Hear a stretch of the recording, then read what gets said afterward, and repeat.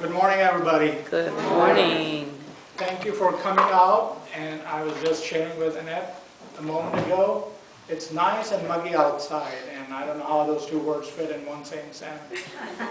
But it's definitely nice outside. It's just differently nice.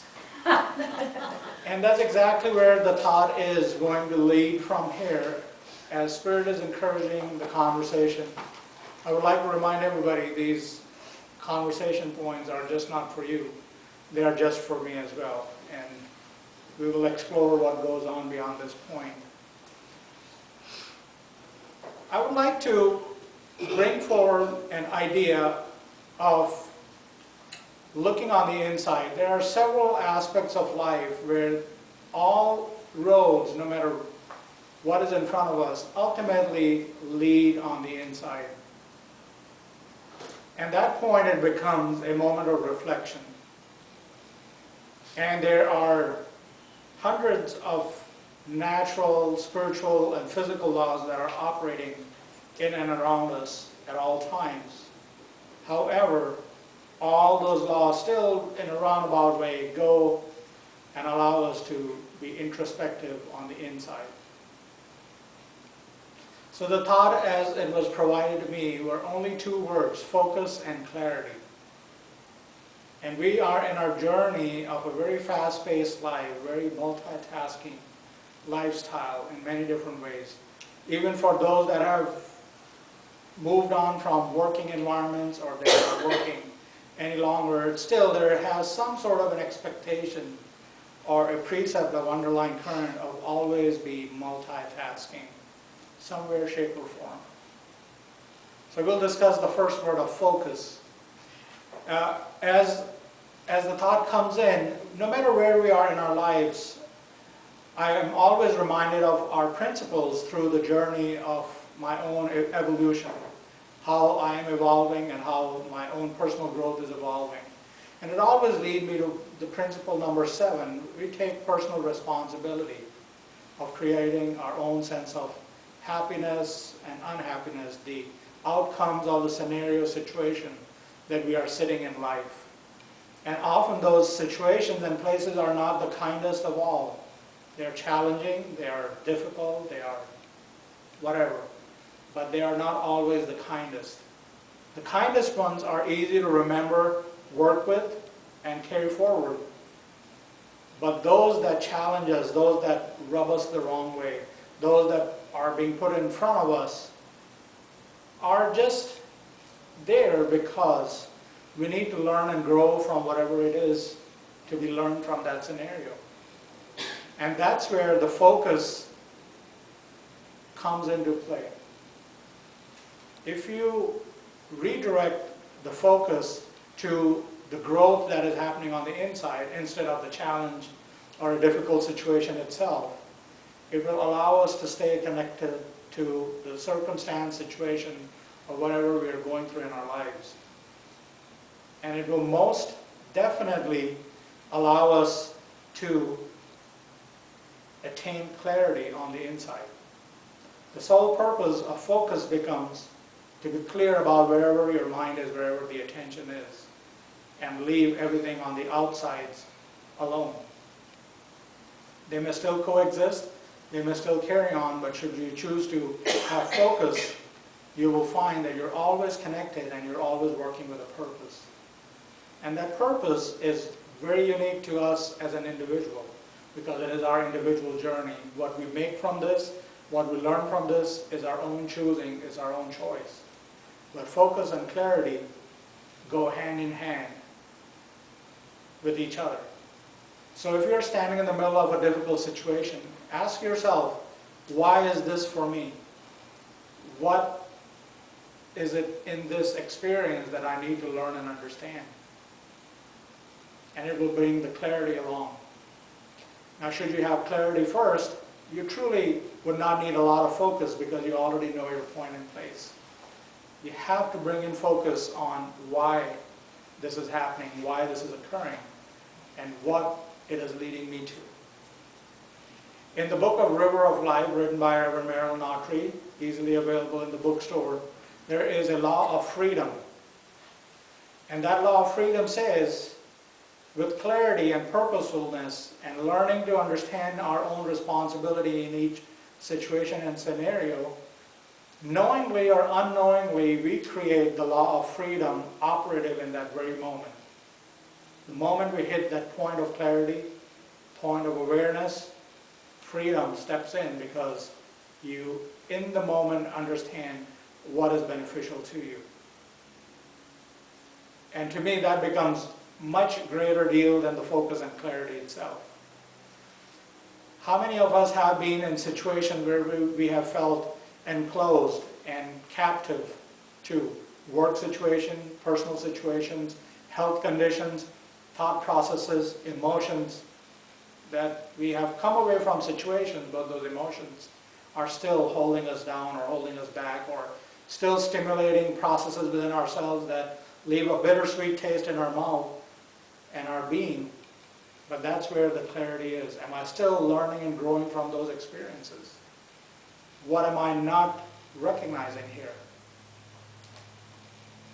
But once we recognize the learning part, we accept it, and we move forward with it, we sense a sense of freedom. We have space for newer things and newer experiences. But should our mind be very caught up and captive in those experiences and in those moments, we are really not allowing a good part of our existence to carry on forward with something bigger and better. So the law of freedom is very important because no matter where we are, even as a child, you hear them say, I want to do what I want to do. They are striving to be free in their own thought processes. But our classical conditioning tells us the parameters and the boundaries and boxing us into what needs to be done and where we need to be. It's a lot of enclosures that we create as growing up. But when we are becoming mature and coming into our own being, that same law of freedom becomes a very relieving, uplifting, elevating value to us. So my journey within the spiritualism, evolving through the natural laws, stepping into my own skin, being my own person, I've become very respectful to each and everybody's value of freedom. And trust me, it is different for each and every one of us. We all see things differently. However, learning to respect the sense of freedom comes along with the sense of clarity is remarkable.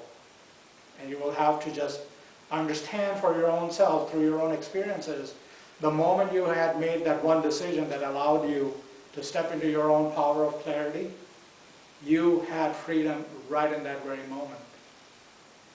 Making a choice, one way or the other, allows us the sense of clarity. You make allegiance with something or the other. You cannot have both things and sit on it at the same time. You have to somewhere make a choice, but that choice will be impeccable should you use focus, clarity, purpose, intention, and it will provide you a sense of freedom. So as I'm investigating this journey of life, the energies around us are pretty hard and heavy right now. There's always something's going on. Something is always there to just rattle us on the inside and say, what is this all about? Being an astrologer, I can say, oh, there's this planet, that planet. But at the nitty-gritty of it is the emotional impact that leaves us. All the tragedies that are happening in our society and our country are always leading me on the inside to seeing what my participation is. Where am I with all these processes of life?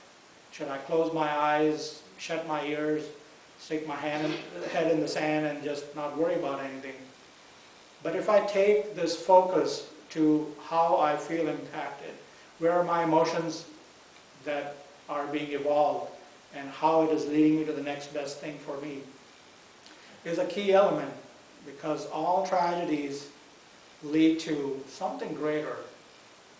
And that greater thing is a sense of soulfulness within each and every one of us. That's one thing, just like change, it is always evolving, it's always up and about. And that's also a part of one of our natural laws, is the law of soul evolution. I mean, the clarity and the intent of being who you are, where you are, and your purpose in the journey always allow us to go on the inside, sit, and be mindful about our participation. And within that mindfulness is where the soul growth, the soul evolution starts to firm up and start to take place. For those that know me well here, I am not a marketing person for Netflix, but there's a lot of good stuff on Netflix to be seen, to be watched, and to be learned. And I just recently watched a documentary on the Zen master Thich Nhat Hanh called Walk With Me. And it's an hour plus documentary, but there is great tips of reflection. There's great things. You know, if you're connected with your own self-progression, and if your mind is right on that track, there is tremendous amount of knowledge, wisdom to be taken away from that. So how do we get to the point and place of focus and clarity? Through this documentary, and paraphrasing that, staying into this present moment and bringing our attention right in this moment of understanding where we are, what we are going through, and just observing, not even participating with it, not even making a choice to say, what do I do with this thought, but to just observe, and just that thought come in and out of there. So his monastery is in France, a place called Plum Village. And the beautiful part of the whole documentary was, there is a bell that goes off every so often, and as soon as the bell goes off, you have to stop doing anything that you're doing and just be quiet and still. If you're walking, you stop walking and you just stand. If you're cooking, you stop, put things down, let things do whatever they are doing. Just be present in that moment. And for me, that was very intense. I mean, it was like, you know, how do you like stop in the middle of conversation the moment the bell goes off, everything is done? How do you do that in a normal life? But they have created a scenario, a lifestyle, and that is possible in that environment. But we can finish the sentence, finish the conversation, and choose to be quiet for that moment of appearance. I feel that journey brought a lot of focus to those that are practicing that lifestyle, that philosophy. Just like for us as spiritualists, we believe in the afterlife. We thrive on the love that comes from the spirit side of life. That's our prime focus, and that allows us to stay connected, believe in the philosophy, believe in the communication through emotion, through mental, through physical, through metaphysical, through many different ways. But we all make something click that works for us. A small bragging right for myself. I always wanted to have a non-meat based diet, but growing up in India it was much easy because 6 days out of the week we could eat lentils, vegetables, etc. We had one day of special treats, Saturday or Sunday we get to pick and choose. But since coming to the US, it has been a sort of a challenge because the focus of the diet is totally different.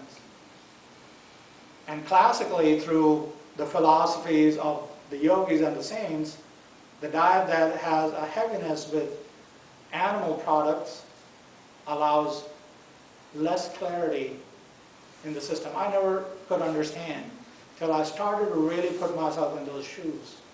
So a very specific time of my life, I spent 11 straight months completely vegetarian. No meat. Cream, milk products were allowable, but there was no animal products were in my diet. Third, fourth month, I felt a shift in my physical state of existence. It's just something changed. Something was like lighter. Something just was different. And I could sense the keenness and acuteness of clarity. And it was, for whatever reason, kept taking me back on the inside. Back on the inside. The life and the philosophy was different at that point. It was still not spiritualist, but it was still very much connected to my own self. And I feel like I've always brought things very close to my soul existence to see and investigate why and what of that process. But having to stay away from that process of life allowed me to feel differently. My body felt different. I somehow felt less inflamed on the inside. It made me feel good. Life went on, and I went back to Taco Bell and Wendy's and everything else that tastes good, even some premium restaurants, so to speak. But it is such easily accessible here, and in this time period, that it's a very impulsive thing. It becomes a comforting thing. In the last, almost going on over 2 months, once again I'm back on my non-meat based diet. And I'm starting to feel those shifts already. There are slight changes that are coming into awareness, and I am attributing them to those things. However, we have to make deliberate choice to look for focus, ask for clarity, and get to that point of experience. Deliberate action is always going to be a part of us to get us from point A to point B with a purposefulness in our mind and focus on the intent. So those that are aspiring to shift their lifestyles and change something within that, sitting someplace thinking about it really doesn't take us anywhere. There is always my funny story. I always enjoy my Dunkin' Donuts when the light is hot. You will see my pictures. I still stop there and enjoy my pieces. However, at the same time, there's purposefulness when I make a choice. When we all make choices with a purpose in our mind of whatever that is for us, it leads us to a sense of freedom. It's freeing. We were able to make a choice. That power, that ability to make a choice for our own self is a great shifting point in our own lives. Taking deliberate action is the best thing one can do for ourselves. If you want to make a change, you can talk about it all day, all year long. Unless you take steps, the results are not stepping forward. And we all have those situations. We all have those life scenarios. But personal responsibility, as our principle number 7 says, because of those choices, we stimulate the contrast and the other way around it. We can be happy or we can be unhappy. There's another funny, silly quote I came up with. If I can make my life crappy, I can always make it happy. That's my quote. I claim to it. But that's a very true statement, because every time, I've made wrong choices, it made my life sort of sour for a little while. And it takes time and effort and deliberate action to get out of there. Emotions, job situations, personal responsibility is a big thing. And we must all step forward to that. But that one choice and action can also lead to so many positive things and positive experiences. But that being said, we are all standing in a time where everything is shifting and changing. But should you keep an eye on your own personal soulful progression and evolution, take actions, make choices based on that. One, that it will never lead you astray. Second, you will find the pure positive result in a very close proximity to you. As I bring this conversation to a close, I would like to invoke in each and every one of us. Do you take a moment throughout the day to sit in the quiet in your own personal company and investigate your own thoughts? What's going on? Why am I needing this experience? What am I doing right?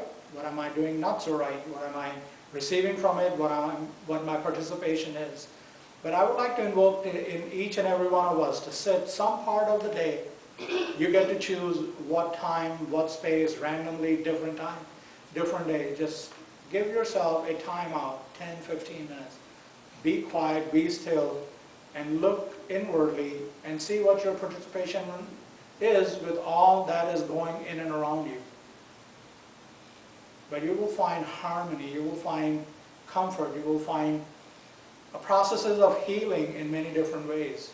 But it will always circulate higher vibrations, higher frequencies, should you choose to look at from your soulfulness instead of logic and analytical skills. Sometimes they get the best of us. But if you put it in your heart and go from there, it will always lead in the highest, purest form of compassion and kindness, and bring about the results that you really deserve in front of you. Work from your soulful place of existence and take personal responsibility. Thank you.